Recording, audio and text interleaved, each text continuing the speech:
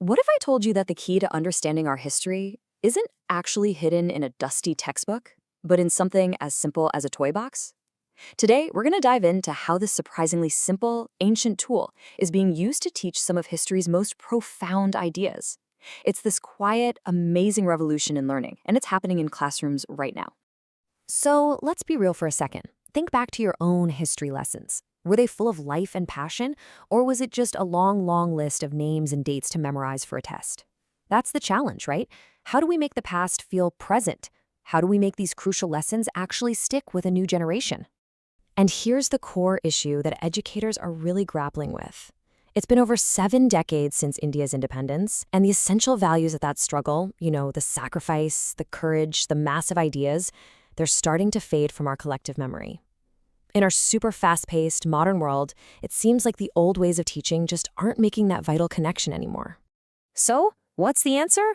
Well, it's not some fancy new app or gadget. It's a fundamental shift in how we think about learning itself. And while this idea is now being championed by India's National Education Policy of 2020, its roots, well, they go way deeper, drawing from some of the nation's most incredible thinkers. Mahatma Gandhi was a huge believer in this. He famously said the brain must be educated through the hand. For him, real education only happened when you connected knowledge with actual work. Teaching a craft wasn't just about building something, it was a scientific way to develop a child's mind. So the big takeaway here, learning isn't just in your head, it's physical. It's something you do. And building on that, you have Sri Aurobindo, who added another crucial piece to the puzzle.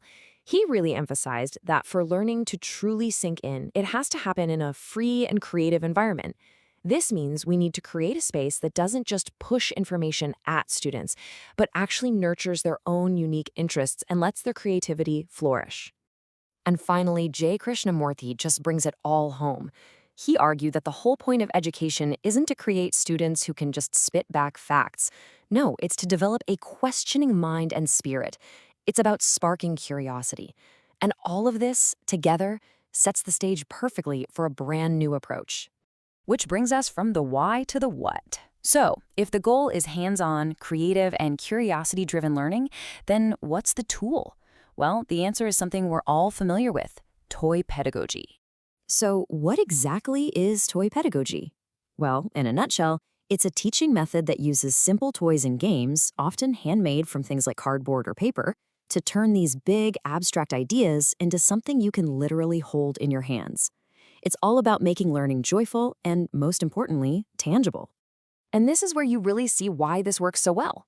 It completely shifts the focus. Instead of just memorizing content, students start building real skills or competencies. It gets them working together, collaborating.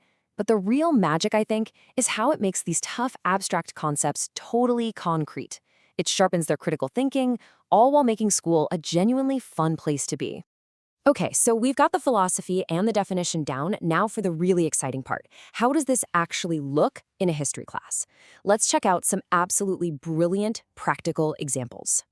All right, first up, something incredibly simple, but so powerful. Using just cardboard and other recycled materials, students create their own cutouts of historical figures. Now, by physically making a figure of someone like Sarojini Naidu or Velu Nachiyar, that person is no longer just a name in a book. They suddenly have a physical presence in the room, and that sparks a much deeper connection.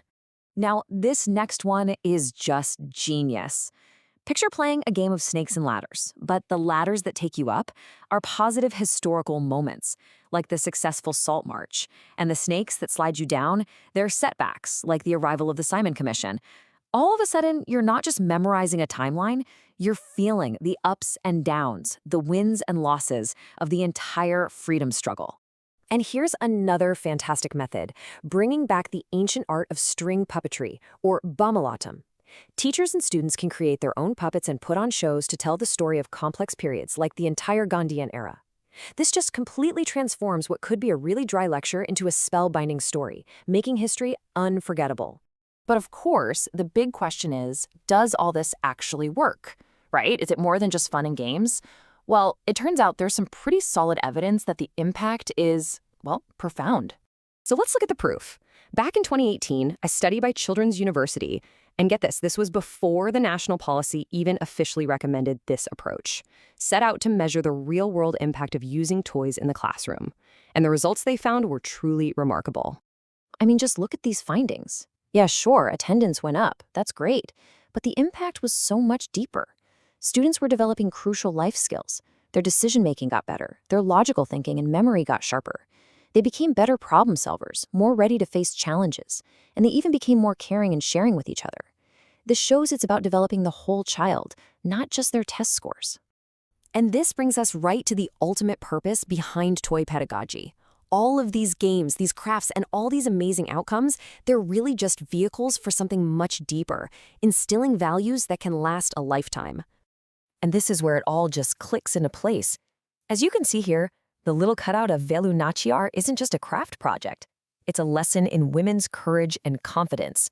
The story of Vio Chidambaram becomes a real, tangible lesson in enterprise and bravery. The toys are just the gateways, creating this emotional connection that links students directly to the core values these incredible people represent. So let's just end with a question on this slide. By shifting our perspective and really embracing the power of play, we're not just making learning more fun, we're making it profoundly more meaningful, more memorable, and more human. Because really, if a simple handmade toy can teach a lesson in courage, it makes you wonder, what are the limits to joyful learning?